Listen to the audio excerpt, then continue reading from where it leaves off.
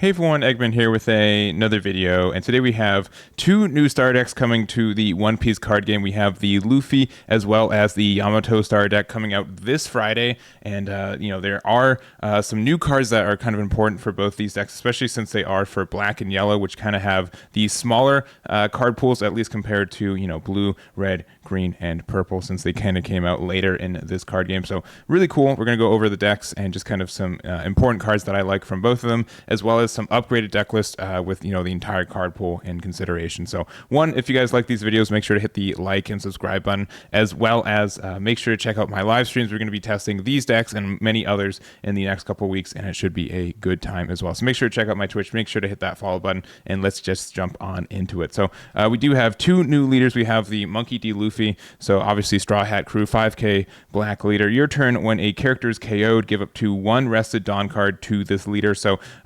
one key point is this is not once per turn, so there are some scenarios where you can get like a bunch of Dawn onto your leader for free, which is quite nice.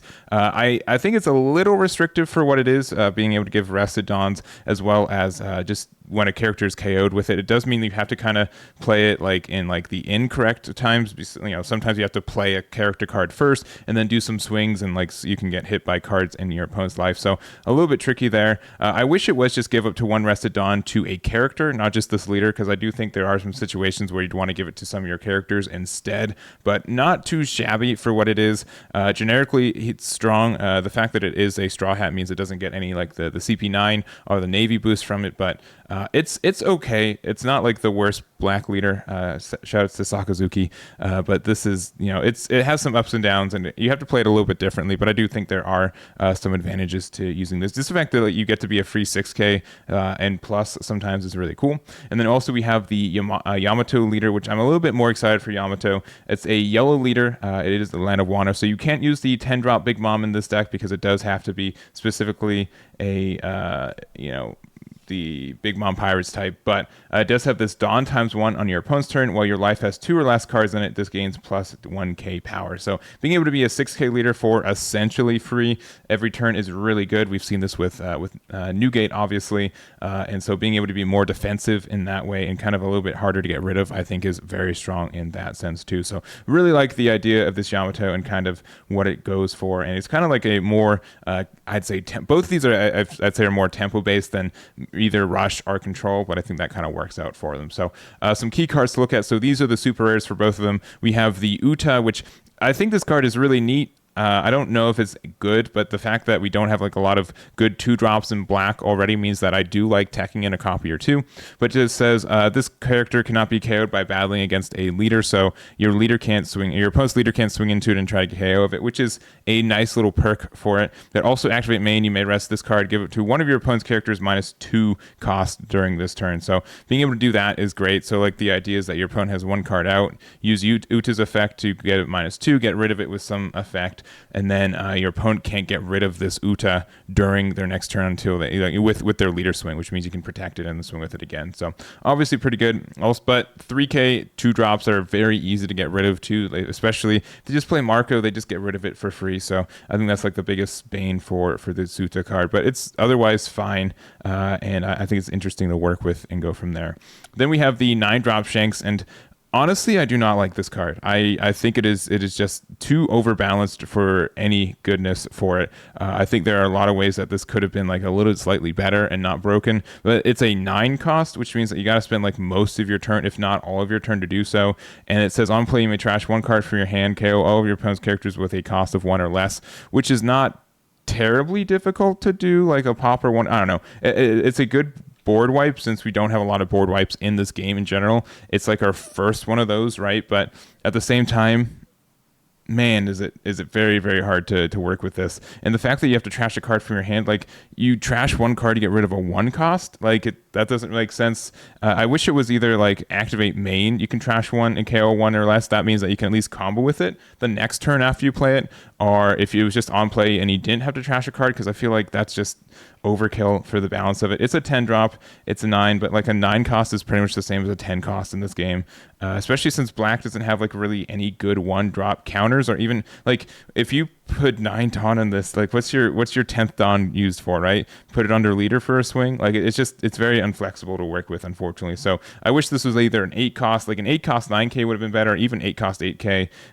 If you didn't have to trash a card, or if you did have to trash a card, it was activate main. So at least you could keep doing it, and you could maybe even counter, combo with it on the next turn. So you can do stuff with it, like you play Kuzan, and then you play this card, and then you get rid of everything with a cost of what, technically 6 or less, which does sound really strong, but that's also like a 10 drop into a 9 drop in a meta that really you don't have time for either. So there are some cool combos with it. I just think it's too expensive and clunky for what it is, but that's my thoughts. You guys could like it. That's just my thoughts. Then we have the Ace, and Ace is neat. It's a 6 drop 7k. Once per turn, if this character would be KO'd, you can trash 1 card from the top or bottom of your life area instead. And then also we have Kozuki Odin, so being able to be a 7 drop 7k. And if this character, Dawn times 1, this character gains double attack, which is quite good. But also on KO, you may trash 2 cards from your hand, add up to 1 card from the top of your deck to the top of your life area. So this is moderately good for like keeping you healthy, and like you can just kind of ping like it's technically an 8k double attack, since you do have to have the Dawn underneath it. But just in general, I think this is good for you. I think it can be better than 7 drop Big Mom at times, especially just some decks just can kind of play around it, but it is something without counters, and right now we don't have any searchers for Land of Wano for yellow. I do think that if there are some for green, but I don't think we have a yellow green leader, and I don't think we're getting one anytime soon. I don't think you guys could correct me, I don't think we get one, at least like we haven't been spoiled for one, at least a little bit. So but there could be things with Momo and finding this, and that's cool. But there we go. So those are the super rares. Get 2 of each in each of your starter decks. And then we have, I'm going to talk about some of the notable cards I know from Starter Deck 8. So we do have a new 2K, it's Makino, it's an East Blue. On play, if there's a character that costs 0 on play, get to draw 1. So there is cycle associated with it, but it's cost, like this should have been like a 1 cost, I think, especially since like you cycle with it, but it's just like the same. So I don't know, it's fine for what it is. If you really need to try to find a card, it's there for you, but it's a little clunky there. We have Kobe, which I really do like, especially in Garp. It's a 4 drop 1k, but just in 1k power, but on activate main, you can rest this character to KO up to one of your opponent's characters at the cost of 2 or less. So being able to get that, and then if they don't attack into it with their leader, which most of the time they will, but if they don't, you can use the effect again next turn. Or if you have like a blocker, and like if you have like a Porcelino out and they try to get rid of the Kobe, you can block it, and then they kind of have to just spend resources trying to get rid of this. Or the next turn you can kind of get some good value too. So I do like this Kobe. I think he's really neat. We also have the VV, it's just a blocker, and that does have a life trigger to play for free, so it's fine. It's fine for what it is. We have the Gum Gum Bell, which I think is maybe not good, but like it's a card that I keep looking back and like, can this be good? Is this a good card for us? But main, you can add the top card of your life to your hand. You can give up to one of your opponent's characters -7 cost during this turn, and then also add up to on the trigger, you can add up to 1 black character with a cost of 2 or less from your trash your hand, which can be a 2k counter. Obviously, we do see like the Makino and others from there too. Could be also be Uta if we need to. And like this just kind of shows like, man, if this was an 8 cost, if this Shanks was an 8 cost right here, we'd be so much happier with it, because we could do even something like Gum Gum Bell into Shanks, and we'd still have to go like, what? This recycles itself. We still have to go like -1 and lose a life to get rid of a 8 cost, and it takes our entire turn, but it's kind of okay, I guess. I don't know. I just, there's so many times where I think like black is overcompensated for some of its effects, but otherwise I do feel like sometimes it'd be busted if he got like free destruction. So there it is. I don't know how it is. There's also Straw Hat Crew, which is something there. There are also just like a lot of new black Straw Hat Crew cards. So we can, and I know I'm saying a lot, in Garp, we can play like 1 drop Nami to search our Straw Hat cards, which is neat, right? That's fine. That's probably fine. So there we go there. And then we also have the Garp, and both black and yellow finally have a 5 drop vanilla. They did not have one before this. At least I know yellow didn't, and I'm 99% sure black didn't either, but there's that. It's Navy Tag, which is fine, and we just have like an odd number play, which we don't always have for these decks, so I think that's important there too. So there we go. And then lastly, not lastly, but we're going to talk about the Star Deck 9. So our 2k counter is this Yamato here. So when attacking, you may add the top or bottom card from your life to your hand. This character gets plus 2k power until the start of your next turn. So if you want to be lower life cost than your opponent, you can, and then it becomes a 5k, so your opponent has to kind of get rid of it. So that's fine. You're going to notice that there are a lot of cards in this yellow deck that like take cards from your life, which I don't think you generically want to do that all the time, but at the same time it can give you like early advantage. And then again, you're going to be a 6k leader almost all the time on defense, so that does make a big distinction there. We also do have our 2 new Wano triggers. So we have Uzuki. So on the trigger rests up to one of your opponent's characters' cost of 2 or less, and you can add this to your hand. So being able to get rid of like, I think yellow has a lot of issues with the removal a lot of the time, so being able to get this, and also Fugetsu, being able to KO with something with cost of 1 or less and add it to hand. So both of these can interact with your opponents. I wish that they weren't vanillas in hand, though. I think that's a little rough for what they do. I think even if it, let's say like Fugetsu just like KO something 1 or less, and then like the trigger is you get to play it, and then you have to discard a card from hand, kind of like the cards that we have for Big Mom Pirates. I think that would have been like a little bit better, but it's what it is. And then Uzuki kind of the same way. I would discard a card for them to have on play effects that were these, and then the triggers were just to play them, but I digress there. We also do have the Arrow, which is one of the cards I'm most excited for yellow. It's just kind of like a smaller version of the sovereignties. So counter, if you have 2 or less life cards, give up to your 2 or less cards in your life area. Give it to one of your opponent's leaders or characters minus 3k power during this turn, which does mean like stuff that will attack twice. You can kind of get that effect there. So it's better than just getting the 3k out. But also the trigger is you may trash 2 cards from your hand to place the top card to the top of your deck to the top of your life. So being able to get that heal. And there's just like so many times where like I was playing yellow and I just would have like 1 Dawn floating and I just didn't have anything to do with it. Like I guess I swing with a 6k leader and they 2k out of it.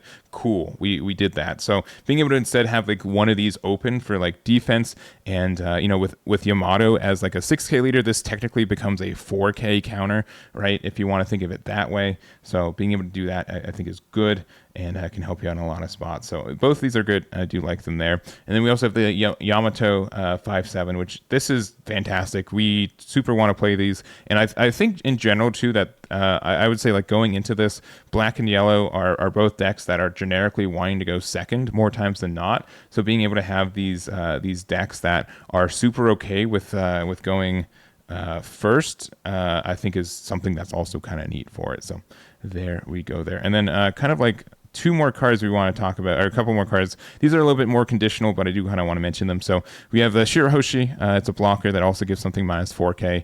It's a 0 cost blocker, which means it's very easy to get rid of this, especially with red running as rampant as it is. But being able to give something on play minus 4 is a lot, so that can help you with some of the removal if you need to.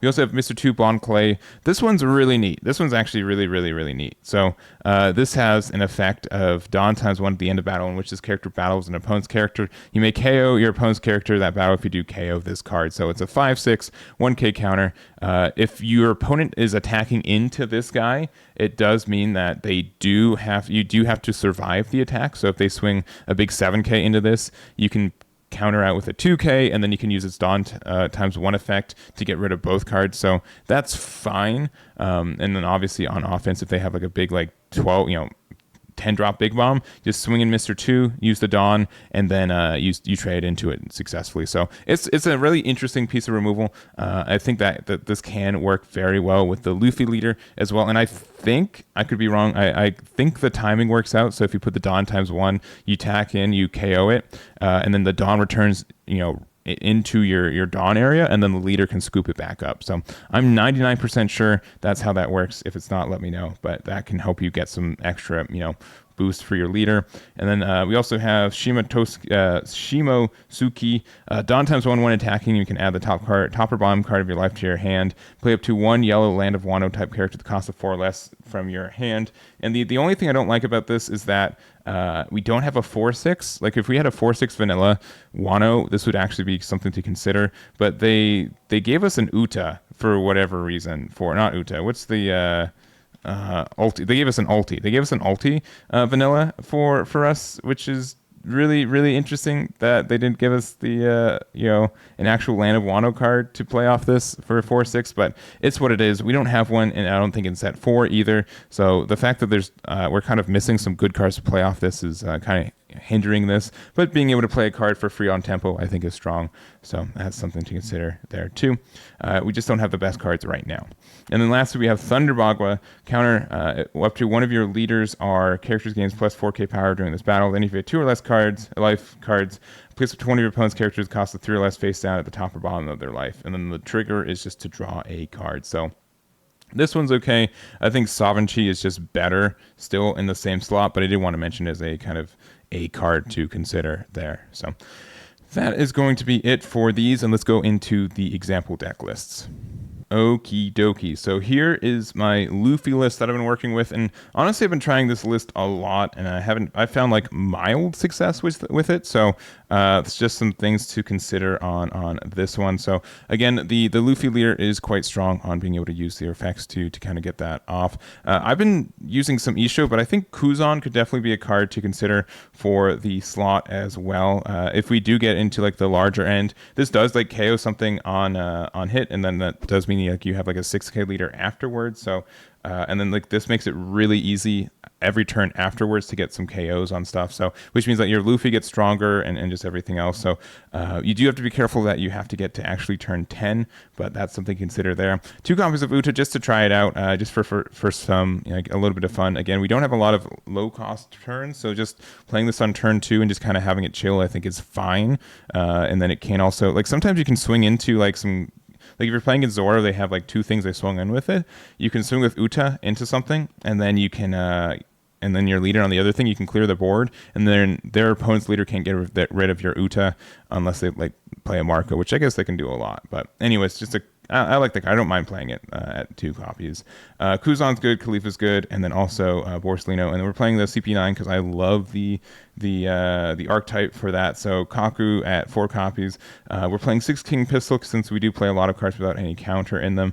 If you don't like Kuzan, we can also play Isho. Isho I think is fine. I think just most of the time when I play this deck that we have like a lot of back and forth where our opponent just doesn't have 6 or less. A lot of people are kind of playing around it right now. And just the 10 for Kuzan I think is worth it. Meteor, Volcano, and then also Impact Wave at 4 copies too. So not too bad of a deck. I think it's fine for what it is. I've been finding mild success. I can win games with it, but sometimes it just feels a little clunky. So here's my list there. Let me know if you guys have a better one than mine. And then also we do have the Yamato list too. So again, we're going to see like a lot of the Big Mom Pirates just because it's just the archetype to play in yellow, but I do like a lot of what's going on here too. So we do have like the yellow cards. We are also running, for the record, the new Sanji promo, and I know this is newer and maybe a little bit harder to get. So if you don't have this, it's fine. But I do like for kind of what it does for us. So Dawn times 1 your turn when your life is at 2 or less, you get to gain plus 2k. So for 1 Dawn, this becomes a 7k swing, which is not too terrible. And we don't have like a lot of turn 3 or 3 Dawn plays anyways, besides Pero Sparrow. So if we don't see Pero, we can just play Sanji and get some value there, which is nice. If you don't have Sanji, you can also just play like the 4-drop vanilla, like Baron Tamago. I think that's a fine card for us too.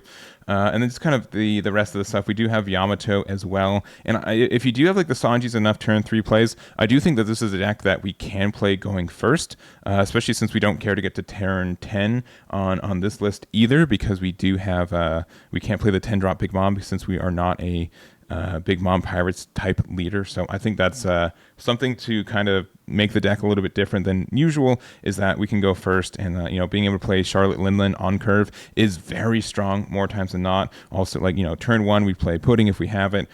Turn 2 we play either Sanji or Pero Sparrow, and then turn 3 we can play Yamato or like a Cracker or like a Katakuri, and then Linlin from there. So a lot of good tempo, makes it hard for opponent to get rid of some of our cards and go from there. So, and then 3 copies of the 8-drop. If you don't like this, you can bring it down. 4 copies of the Arrow, since there will definitely be some turns where we can just kind of leave 1 Dawn open for it. And also in life, it's not like a terrible card to have there. And then also 2 copies of Thunderbolt. So the only other card I'd consider running is the Daifuku.